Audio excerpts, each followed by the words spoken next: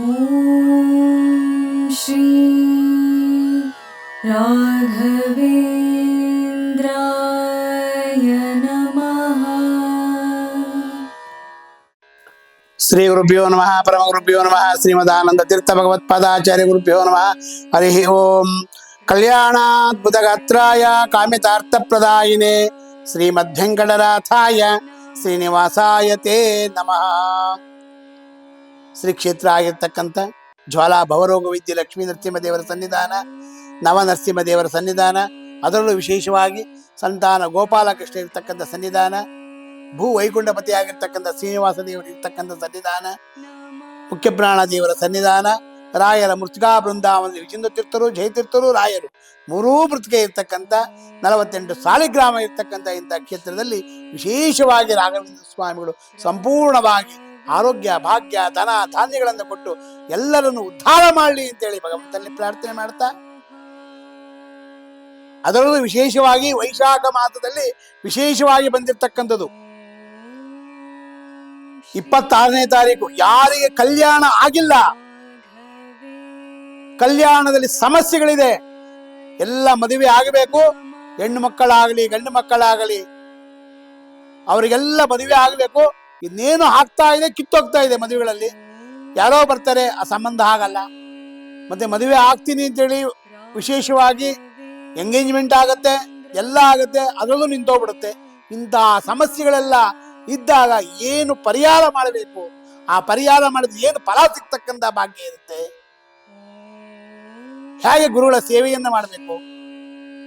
ವಿಶೇಷವಾಗಿರ್ತಕ್ಕಂಥ ವೈಶಾಖ ಮಾಸದಲ್ಲಿ ವಿಶೇಷ ಅದು.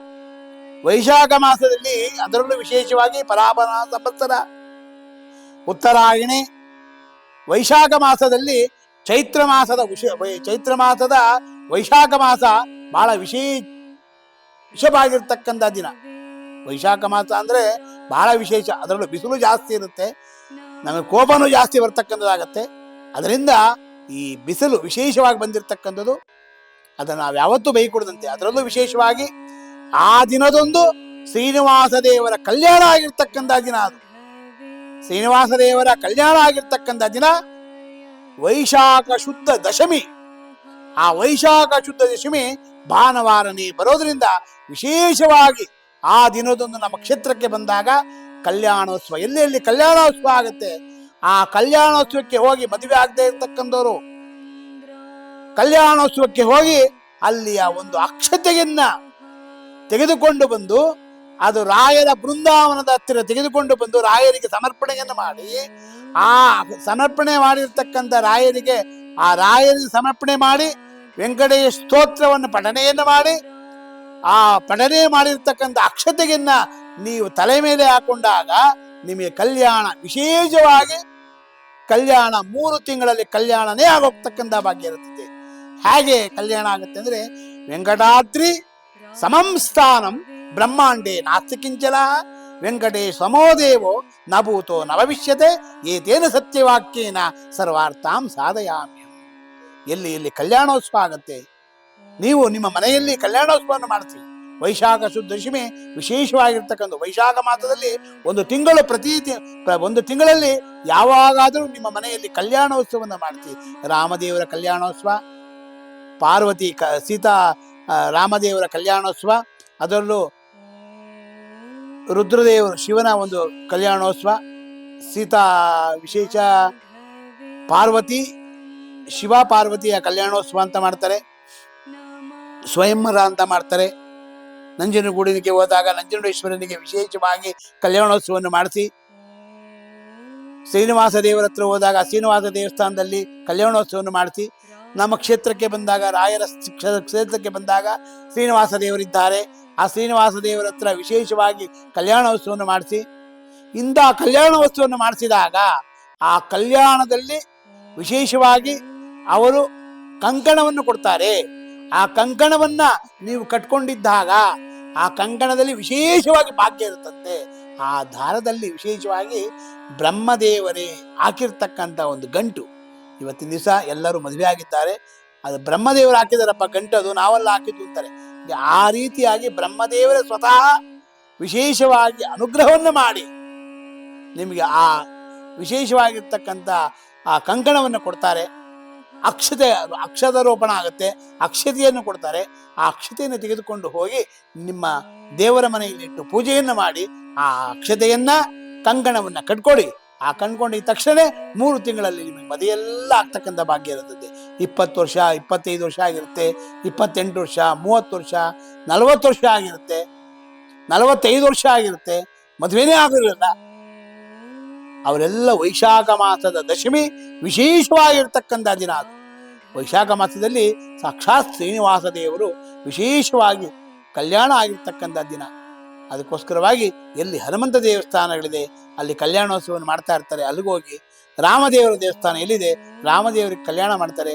ನಂಜನಗೂಡು ನಂಜುಂಡೇಶ್ವರನಿದ್ದಾನೆ, ಅವರಿಗೆ ಕಲ್ಯಾಣೋತ್ಸವವನ್ನು ಮಾಡಿಸ್ತಾರೆ.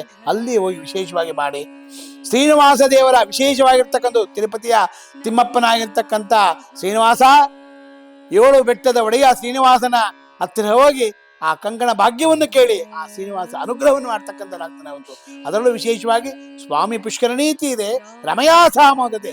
ಸ್ವಾಮಿ ಪುಷ್ಕರಣಿಯಲ್ಲಿ ಸ್ನಾನವನ್ನು ಮಾಡಿ ವರಾಹದೇವರಿಗೆ ನಮಸ್ಕಾರವನ್ನು ಮಾಡಿ ತದನಂತರ ವಿಶೇಷವಾಗಿ ಶ್ರೀನಿವಾಸ ದೇವರ ಹತ್ರ ಹೋಗಿ ನಮಸ್ಕಾರವನ್ನು ಮಾಡಿ ದೇವರಿಗೆ ಸಮರ್ಪಣೆಯನ್ನು ಮಾಡಿ, ಭಗವಂತ ನಾ ಕರ್ತ ಹರಿಕರ್ತ ಹಾತತ್ ಪೂಜಾ ಸರ್ವಶಾಲಿನ, ನಾನೇನೂ ಮಾಡ್ತಾ ಇಲ್ಲ ಭಗವಂತ, ನನ್ನಲ್ಲಿ ನಿಂತು ಈ ಎಲ್ಲಾ ಕೆಲಸಗಳನ್ನು ಮಾಡಿಸ್ತಾ ಇದ್ಯಾ, ಈ ಕೆಲಸದಿಂದ ವಿಶೇಷವಾಗಿ ನನಗೆ ಕಂಕಣ ಭಾಗ್ಯವನ್ನು ಕೊಡಬೇಕು ಅಂದಾಗ ಇಂಥ ಭಗವಂತ ಆ ಕಲ್ಯಾಣೋತ್ಸವ ವೈಶಾಖ ಮಾಸದ ದಶಮಿ ಅವನಿಗೆ ಕಲ್ಯಾಣ ಆಗಿದೆ.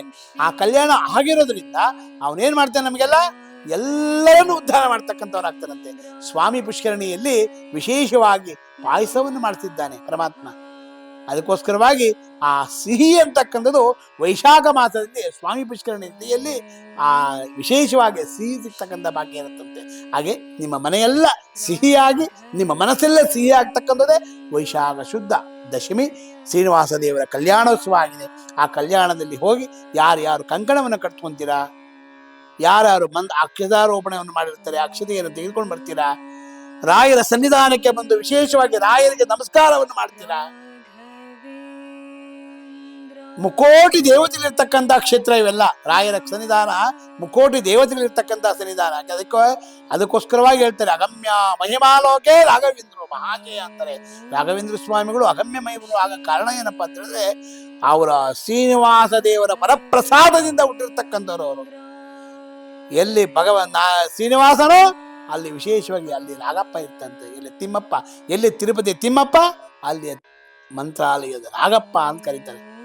ಅದಕ್ಕೋಸ್ಕರವಾಗಿ ತಿಮ್ಮಪ್ಪನಿಗೆ ರಾಗಪ್ಪನಿಗೆ ವಿಶೇಷವಾಗಿರ್ತಕ್ಕಂಥ ಒಂದು ಸಂಬಂಧ. ಆ ಸಂಬಂಧ ಹೇಗಪ್ಪ ಇರುತ್ತೆ ಅಂತಂದ್ರೆ ಶ್ರೀನಿವಾಸ ದೇವರಿಗೆ ವಿಶೇಷವಾಗಿ ನರಸಿಂಹದೇವರೇ ಅವರಿಗೆ ಮದುವೆ ಮಾಡಿರ್ತಕ್ಕಂಥದ್ದು. ನರಸಿಂಹದೇವರು ಶ್ರೀನಿವಾಸನಿಗೆ ಮದುವೆ ಮಾಡಿದ್ದಾರೆ.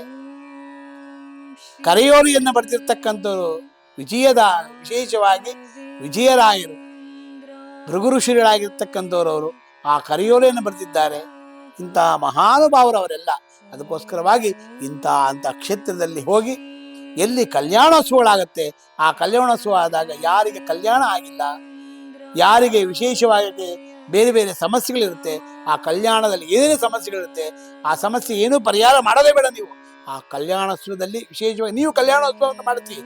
ಅವತ್ತಿನ ದಿವಸ ಅಲ್ಲ, ಆ ವೈಶಾಖ ಮಾಸದಲ್ಲಿ ವಿಶೇಷವಾಗಿ ಒಂದು 30 ದಿನಗಳ ಕಾಲದಲ್ಲಿ ಯಾವಾಗಾದರೂ ನೀವು ಒಂದು ದಿವಸ ಕಲ್ಯಾಣೋತ್ಸವ ಮಾಡ್ತಿದ್ದಾಗ ಕಲ್ಯಾಣ ಆ ದಿವಸದಿಂದ 3 ತಿಂಗಳೊಳಗೆ ನಿಮಗೆ ಕಲ್ಯಾಣ ಆಗ್ತಕ್ಕಂಥ ಭಾಗ್ಯ ವಿಶೇಷವಾಗುತ್ತೆ.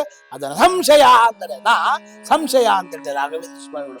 ನಾನು ನುಡಿಸ್ತಾ ಇಲ್ಲ, ಅದು ರಾಯರೇ ನನ್ನಲ್ಲಿ ನಿಂತು ಆ ಮಾತನ್ನು ನುಡಿಸಿದ್ದಾರೆ. ನಿಮ್ಮ ಮನೆಯಲ್ಲಿ ಯಾವಾಗಲೂ ನಿಮಗೆ ಯಾರ್ಯಾರು ಮಕ್ಕಳಿಗೆ ಮದುವೆ ಆಗಿಲ್ಲ ಆ ಮಕ್ಕಳಿಗೆಲ್ಲರಿಗೂ ಮದುವೆ ಆಗಲಿ, ಆ ಮದುವೆ ಆದ್ಮೇಲೆ ಒಳ್ಳೆ ಸಂತಾನ ಆಗಲಿ, ಒಳ್ಳೆ ಪುತ್ರ ಪುತ್ರಿಗಳು ಹುಟ್ಟಲಿ ಅಂತೇಳಿ ಭಗವಂತನಲ್ಲಿ ಪ್ರಾರ್ಥನೆ ಮಾಡಿಕೊಂಡು ಕೃಷ್ಣಾಯ ವಾಸುದೇವಾಯ ಹರೇ ಪರಮಾತ್ಮನೇ ಪ್ರಣತಕ್ಲೇಶನಾಶಾಯ ಗೋವಿಂದಾಯ ನಮೋ ನಮಃ. ಕಲ್ಯಾಣಾದ್ಭುತಗಾತ್ರಾಯ ಕಾಮಿತಾರ್ಥ ಪ್ರದಾಯಿನೇ ಶ್ರೀಮದ್ ವೆಂಕಟನಾಥಾಯ ಶ್ರೀನಿವಾಸಾಯ ಮಂಗಳಂ. ಮಂಗಳಂ ಭಗವಾನ್ ವಿಷ್ಣು, ಮಂಗಳಂ ಮಧುಸೂದನ, ಮಂಗಳಂ ದೇವಕೀ ಪುತ್ರೋ, ಮಂಗಳಂ ಗರುಡಧ್ವಜ. ನಮೋಸ್ತು ಅನಂತಾಯ ಸಹಸ್ರಮೂರ್ತಯೇ ಸಹಸ್ರ ಪಾದಾಕ್ಷ ಶಿರೋರುಬಾಹವೇ ಸಹಸ್ರ ನಾಮ್ನೆ ಪುರುಷಾಯ ಶಾಶ್ವತೆ ಸಹಸ್ರ ಕೋಟಿ ಉದಾಹರಣೆ. ನಮೋ ನಮಃ. ಎಲ್ಲರಿಗೂ ಭಗವಂತ ಆ ತಿರುಪತಿಯ ತಿಮ್ಮಪ್ಪ, ಮಂತ್ರಾಲಯದ ರಾಗಪ್ಪ ಎಲ್ಲರ ಮನೆಯಲ್ಲೂ ಎಲ್ಲರ ಮನಸ್ಸಿನಲ್ಲೂ ಬಂದು ಅವರವರ ಕಷ್ಟಗಳನ್ನೆಲ್ಲ ಪರಿಹಾರ ಮಾಡಿ, ಹಂಸನಾಮಕ ಪಕ್ಷಿಯಾಗಿರ್ತಕ್ಕಂಥ ಹೇಗೆ ಹಾಲನ್ನು ತಗೊಂಡು ನೀರನ್ನು ಬಿಡುತ್ತೋ ಅದೇ ರೀತಿಯಾಗಿ ನಮ್ಮಲ್ಲಿರ್ತಕ್ಕಂಥ ಒಳ್ಳೆ ಗುಣಗಳನ್ನು ತಗೊಂಡು ಕೆಟ್ಟ ಗುಣಗಳನ್ನು ಬಿಟ್ಟು ನಮ್ಮನ್ನೆಲ್ಲ ಉದ್ಧಾರ ಮಾಡಿ ಅಂತೇಳಿ ಭಗವಂತನಲ್ಲಿ ಪ್ರಾರ್ಥನೆ ಮಾಡ್ತಾ, ಪೂಜ್ಯಾಯ ರಾಘವೇಂದ್ರಾಯ ಸತ್ಯ ಧರ್ಮರತಾಯ ಚ ಭಜತಾಂ ಕಲ್ಪವೃಕ್ಷಾಯ ನಮತಾಂ ಕಾಮಧೇವಿ. ಸರ್ವಂ ಶ್ರೀಕೃಷ್ಣಾರ್ಪಣಮಸ್ತು.